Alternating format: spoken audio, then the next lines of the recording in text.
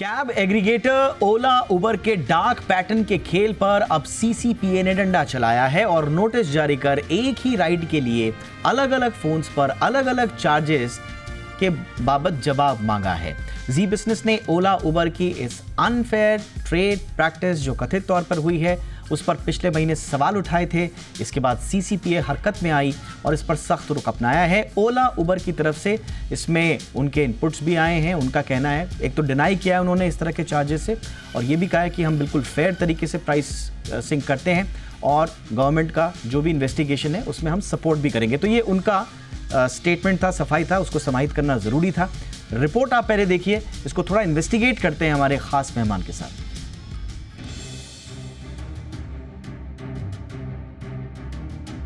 ओला उबर पर सरकार की बड़ी सख्ती, एक ही राइड पर दो अलग अलग चार्जेस, आखिर क्यों? सवाल तो बनता है। यही वजह है कि एक जिम्मेदार और जागरूक चैनल होने के नाते जी बिजनेस ने प्रमुखता से इस खबर को दिखाया और कैब एग्रीगेटर ओला उबर के अनफेयर ट्रेड प्रैक्टिस पर सवाल उठाए। हमारी आवाज सरकार के कानों तक भी पहुंची, सरकार भी हरकत में आई और आखिरकार सीसीपीए ने ओला उबर को नोटिस जारी कर उनसे इस बाबत जवाब मांगा है। ओला उबर का ये अनफेयर ट्रेड प्रैक्टिस आखिर क्या है और कैसे ये अपने ग्राहकों के साथ भेदभाव का बर्ताव करते हैं, ये जानना भी बहुत जरूरी है। अगर आपके पास आईफोन या कोई महंगा मोबाइल है तो राइड के चार्जेस में अंतर देखने को मिल सकता है। खास करके आईफोन में एंड्रॉयड फोन के मुकाबले राइड की कीमत ज्यादा दिख सकती है। आखिर ये खेल कैसे होता है, इसे भी समझना होगा। तो आपको बता दें कि ये पूरा खेल डार्क पैटर्न और डायनेमिक प्राइसिंग पर बेस्ड होता है, यानी एक ही सर्विस के लिए कंपनियां आईफोन यूजर्स से एंड्रॉयड यूजर्स की तुलना में अधिक पैसे ले रही है। फिलहाल तो जी बिजनेस ने ओला उबर की इस करतूत को एक महीने पहले यानी दिसंबर में ही उजागर कर दिया था और इनकी पूरी मोडस ऑपरेंडी को दर्शकों को दिखा दिया था। इसके बाद सीसीपीए का ओला उबर पर चला चाबुक साबित करता है कि जी बिजनेस से सही और पक्की खबर दिखाई थी। दरअसल डायनेमिक प्राइसिंग के इस्तेमाल के साथ ओला उबर जैसी कैब एग्रीगेटर कंपनियां राइड की कीमत डिमांड और सप्लाई के आधार पर बदलती रहती हैं।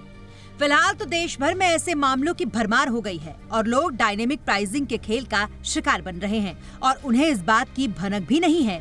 उनका महंगा फोन उनके महंगे राइड का वजह बन रहा है। तो दूसरी ओर डार्क पैटर्न को बैसाखी बनाकर ये कंपनी चांदी काट रही है। सो अलग अब सीसीपीए का इन कंपनियों पर हंटर चल चुका है और उम्मीद है कि जल्द ही ग्राहकों को इससे निजात मिलेगी। ब्यूरो रिपोर्ट, जी मीडिया।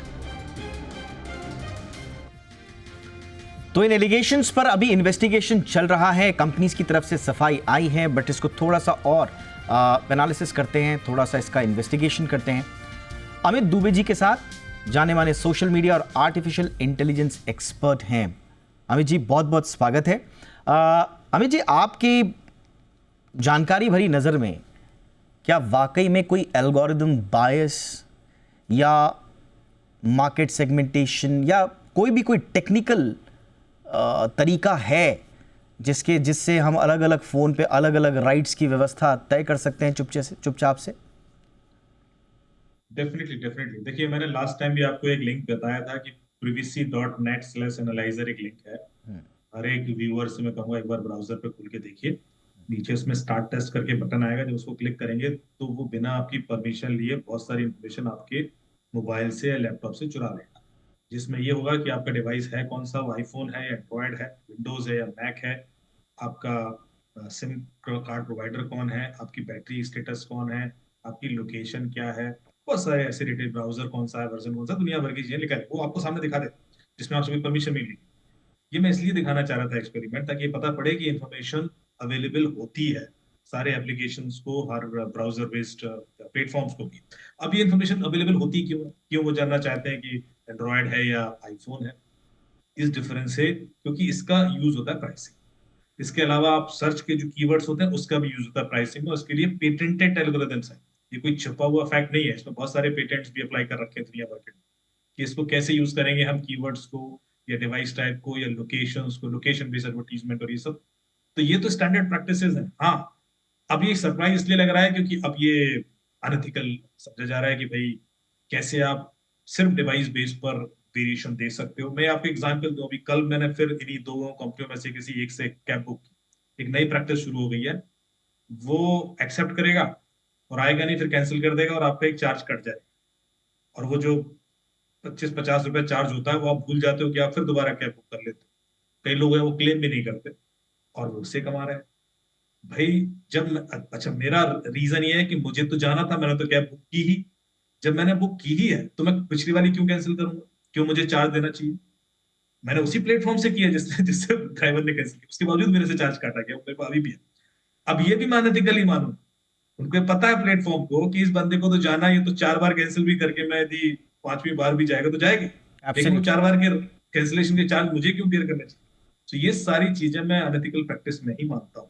किसी के पास इतनी फुर्सत नहीं, उसमें ऑप्शन भी नहीं होते। अब मैंने कोशिश की कहाँ जाके चार वो करूंगा इसको कंप्लीट। और अमित जी, आपने इसके लिए जो वेबसाइट पहले भी बताई थी, अब एक बार फिर से दर्शकों को बता दें, और उसका स्टेप बाय स्टेप क्या है तरीका? privacy.net/analyzer। ओके। उसको आप खोलना है वेबसाइट को, उसमें नीचे आप जाएंगे तो उसमें बहुत सारे टेस्ट कर सकते हैं अपने ब्राउजर लीक के। जैसे कि मैंने कई बार बताया था कि आपका ऑटोफिल डेटा लीक हो जाता है। हाँ, ये थोड़ा समझाइए। मैंने इसको लॉग इन किया है, अब इसमें मेरे जो डैशबोर्ड में basic info, autofill leak test है, यूजर अकाउंट टेस्ट है, ब्राउजर कैपेबिलिटी टेस्ट है, फिंगरप्रिंट एनालिसिस। हाँ, नीचे आप देखिए स्टार्ट टेस्ट बटन दिख रहा है। हाँ, स्टार्ट टेस्ट दिख रहा है, बिल्कुल। इसमें उसको सारा click करेंगे बेसिक तो इन्फो, इसमें मेरा बेसिक इन्फो आ गया, आईपी एड्रेस वगैरह सब आ गया। बस उसमें देखो डिवाइस टाइप भी होगा। हाँ, सब कुछ आ गया, डिवाइस टाइप वगैरह सब कुछ आ गया। अब इसके लिए आपसे कोई परमिशन तो यहाँ तक कि इंटरनेट कौन प्रोवाइड कर रहा है मुझे, बिल्कुल, उसका भी बिल्कुल, डेटा इसमें provide। है ना? बिल्कुल। और मेरा फोन कौन से रेजोल्यूशन पे सेट है इस वक्त, ये भी आ रहा है। मेरी बैटरी कितनी है इस वक्त, ये भी आ रहा है। एक डार्क पैटर्न हमने देखा था अमित जी, ये इसलिए जरूरी है दर्शकों को समझना। अब मैं आपको एग्जांपल दे रहा हूं अपने एग्जांपल से। हमारे पास एक इंफॉर्मेशन आई थी कि जब इंसान की बैटरी कम होती है तो वो बढ़ा हुआ चार्ज बताता है, क्योंकि उसको पता है कि अगर 5% अगर बैटरी बची हुई है तो ये तो राइड करेगा ही करेगा, क्योंकि इसको मालूम है इसके बाद फोन बंद हो जाएगा। और उस समय एलिवेटेड प्राइस आते हैं। अब कैसे पता चला? ये इसको इस तरीके से पता चल रहा है। ये देखिए सामने आपको दिख रहा है कैसे बैटरी स्टेटस जाता है। जब एक वेबसाइट को बैटरी स्टेटस जा रहा है आपका, तो जा ही रहा है। This is shocking sir, this is shocking. और इसमें आपसे कोई पॉपअप नहीं आया, कोई परमिशन नहीं, आप देख कुछ रहे हो नहीं, कुछ नहीं। तो ये इसलिए बताना जरूरी है सर, क्योंकि ये इजीली एक्सेस दिया गया। क्यों दिया गया बताइए? क्यों ये सब चीजें दी गई होंगी? क्योंकि उसका कनेक्ट सीधे बिजनेस से। जैसे वो बिजनेस में प्राइसिंग मॉडल की जितनी एल्गोरिथम्स है उनको डेटा चाहिए होता, इसलिए वो डेटा दिया गया। वरना आप किसी लॉ एनफोर्समेंट एजेंसीज को ये डेटा चाहिए होगा तो 50 बार मना कर देंगे कि नहीं साहब, ये तो प्रिवेसी का ये है और हम ये नहीं दे सकते। लेकिन यही चीज ई कॉमर्स प्लेटफॉर्म को ऐसी दे रहे हो। तो ये मेरे ख्याल से एक डिफरेंस है। जहाँ बिजनेस दिखता है, जहाँ पैसा दिखता है, वहां ये लोग थोड़ा सा पॉलिसी। बट अमित जी, इसमें उनके रिस्पांस को शामिल करते हुए ओला का जो रिस्पांस आया है, वो कह रहे हैं कि हमारा होमोजेनस प्राइसिंग स्ट्रक्चर है और हम लोग एंड्रॉयड और iOS users for identical rights पे कोई डिफरेंशिएट नहीं करते। ऊबर का भी इसी तरह का कुछ रिस्पांस आया है और वो कह रहे हैं कि उनका जो प्राइस है वो यूज़र फ़ोन के मैन्युफैक्चरर के ऊपर बेस्ड नहीं है, उसके आधार पर नहीं होता है, और वो इन्वेस्टिगेशन की बात भी कर रहे हैं। दोनों कंपनियां जो कह रही हैं कि हमारा जो प्राइसेस है वो डिस्टेंस, टाइम और डिमांड इसके हिसाब से ज़्यादा तय होता है, ना कि डिवाइस के स्तर पर। तो इनको आप कैसे काउंटर करेंगे? देखिए 2-3 तरीके हैं।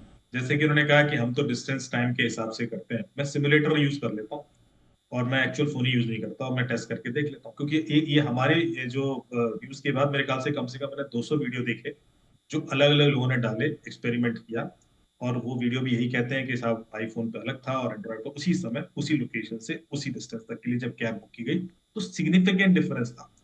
अब उसी 1 मिनट में प्राइस, वो जो डिमांड तो नहीं बदल गई, उसी 1 मिनट में सब कुछ बार बार क्यों बदल रहा है? और ये बार बार देखा गया, ये पैटर्न ऐसा नहीं कि एक ही बार देखा गया, ये बार बार हो रहा है। दूसरा बात, आप गूगल करेंगे तो आपको याद होगा कि इसमें एक केस यूरोप में भी हुआ था उबर के अगेंस्ट, जिसमें यही चीज रेस की गई थी कि आप डिवाइस बेस्ड पर प्राइसिंग चेंज करते हैं। सो ऐसा नहीं है कि सिर्फ हमने ये चीज नोटिस की और उसके बेस पर फिर लोगों ने ऑब्जर्व करना शुरू किया।